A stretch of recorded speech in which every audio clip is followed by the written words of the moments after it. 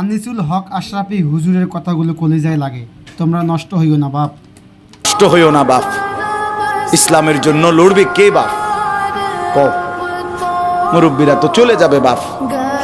18 বছরের ছেলে, 20 বছরের ছেলে, 22 বছরের তাগড়া জওয়ান, তুমি নষ্ট হয়ে গেলে, তুমি চরিত্রহীন হয়ে গেলে, তুমি যদি সারাক্ষণ নারী ছাড়া, ছবি ছাড়া, মদ জুয়া অশ্লীলতা, তুমি যদি মোবাইলের আসক্তি ছাড়া চলতে না পারো, আগামী দিনে ইসলামের জন্য তুমি করবা কেমন, লড়বে কেমন?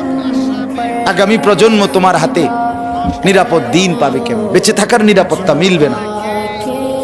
বেঁচে থাকার 53 বছর বাংলাদেশের বয়স, 53 বছরের সমাজে বেনামাজির সংখ্যা যদি এত বেশি হয়, 53 বছরের ভিতরে মোবাইলে আসক্ত যুবকের সংখ্যা যদি এত বেশি হয়, 53 বছরের ভিতরে বেপর্দা নারীর পরিমাণ যদি এত বেশি হয়, এত মসজিদ মাদ্রাসা চারদিকে থাকার পরেও যদি এই মসজিদ মাদ্রাসা ষড়যন্ত্রের কারণে কমে যায়,